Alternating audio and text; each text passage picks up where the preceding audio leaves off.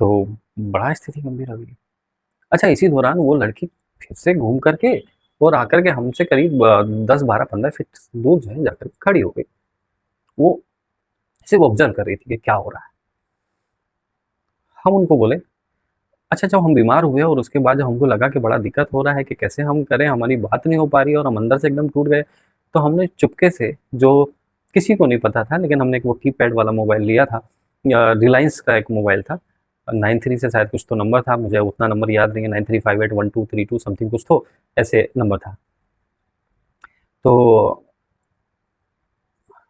वो लिया था हमने, उसमें 1500 या 1700 मिनट फ्री मिला करते थे उस टाइम पे।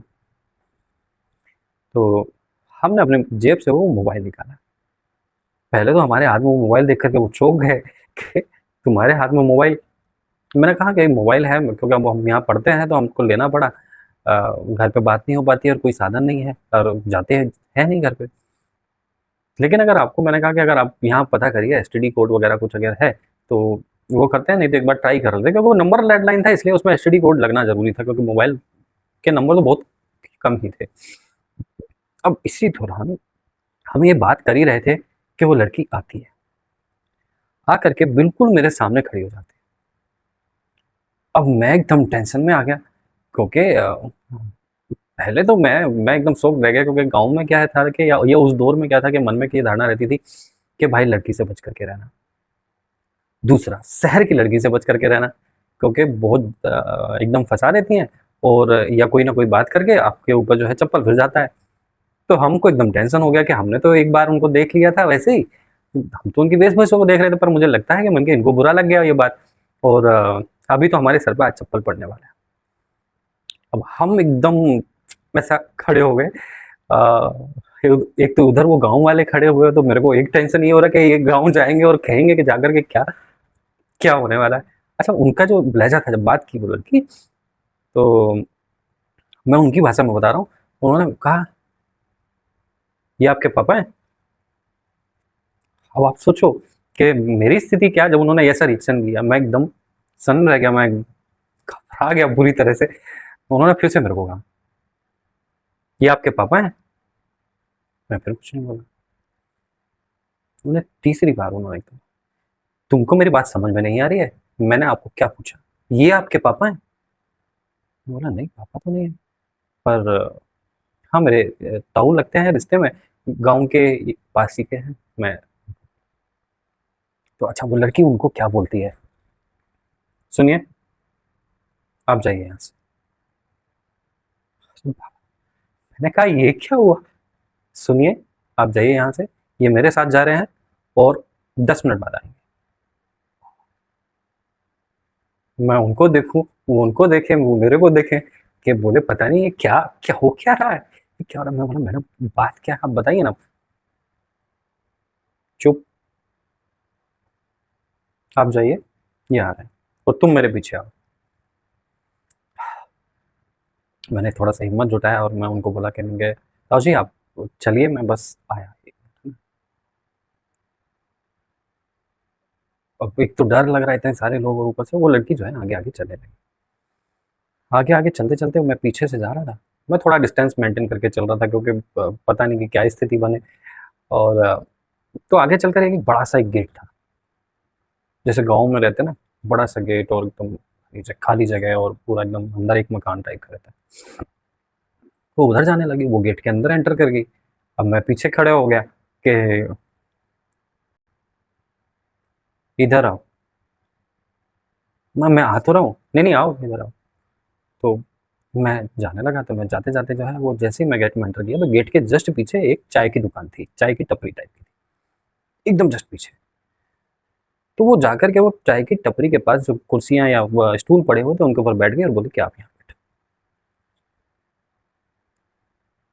मैं बैठ गया।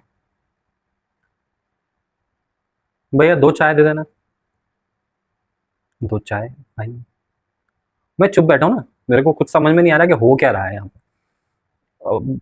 प्रोग्राम था तो और भी लोग थे उधर, लेकिन वो एक माहौल बिल्कुल अलग किस्म का हो रहा था। मेरे दिमाग में कुछ और ही चल रहा था कि क्योंकि वो जो गाँव वाली कहानी है, लड़की तुमको मारेगी, फँसा देगी और तुमको कुछ भी कर सकती है, ऐसा वाला सीन चल रहा था दिमाग में। तो हम चुपचाप जो है चाय पीने लगे, वो भी चुपचाप चाय पीने लगी। उन्होंने हमसे कुछ भी नहीं कहा, हमने भी उनसे कुछ नहीं कहा। चाय खत्म हो गई, तो वो बोली दोबारा से, भैया एक एक चाय और दे दो। मैं बोला नहीं जी, मैं मेरे को चाय नहीं पीना है, मैं पी लिया। नहीं ना, तुम बैठो इधर, आप मेरे पास बैठो। ठीक है, एक और चाय आ गई। चाय पीने के बाद बोली कि मेरे को बहुत गर्मी लग रहा है, और जो मुझे ऊपर जैकेट पहनी हूँ, इसके नीचे मैं एक स्वेटर पहनी हूँ, मेरे को वो स्वेटर उतारना है। तो मैंने कहा जी आप उतार लीजिए। बोले क्या मैं यहाँ सबके सामने उतारूँ क्या? मैंने कहा नहीं, मतलब यहाँ साइड में वो कार खड़ी है, उसके पीछे अब तुम मेरे साथ चलो। मेरे सारे रोंगटे खड़े हो गए कि हो क्या रहा है। मेरे को खुद नहीं सारी चीजें समझ में आ रही है, हो क्या रहा है।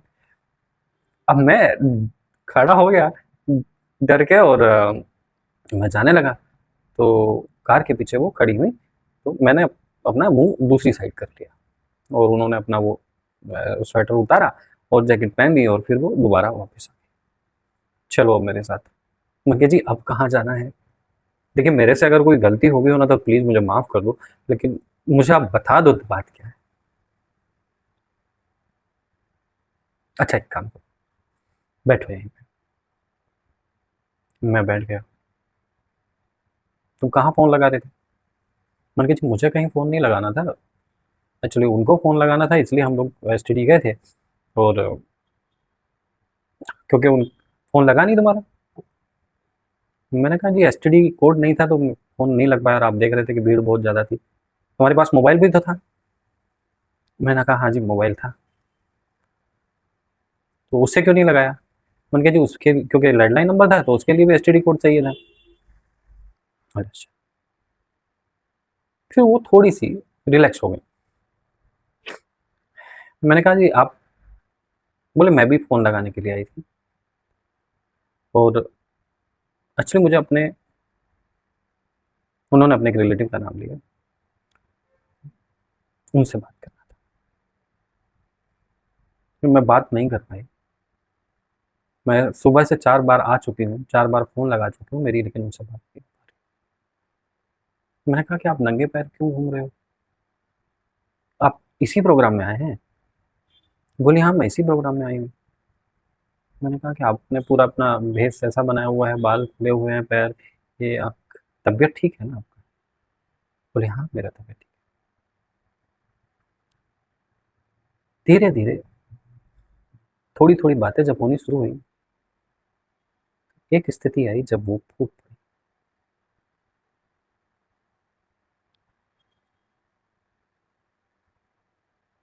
उनकी आँखों में आँसू आ गए।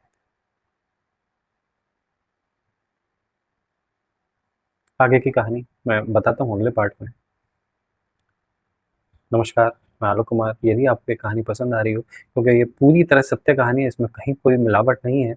और दूसरा ये कि मेरा कंसर्न था कि मैं उनसे ये बात पूछूँ आज, कि मैं एक इस तरह की कहानी बता रहा हूँ, क्या मैं उसमें उनका ज़िक्र कर सकता हूँ? तो ये पूछने के बाद ही मैंने आज उनकी को उस कहानी में शामिल किया है, और उनकी आगे की कहानी, और उसमें फिर हमारा क्या रोल रहने वाला है, और आगे वो हमारी ज़िंदगी में किस तरह से अ, उनका महत्व रहने वाला है, या क्या होने वाला है आगे, तो वो आपको अगली कहानी में सुनने के लिए मिलेगा। और मैं चाहता हूँ कि अगर आपको पसंद आ रही हो कहानी, तो आप इसको लाइक करिए, सब्सक्राइब करिए, शेयर करिए, या जो आपको करना है करिए। बस करते रहिए, खुश रहिए, मस्त रहिए, सुनते रहिए, सुनाते रहिए, और कोई बात हो तो आप हमको बताते रहिए। नमस्कार, मैं आलोक कुमार।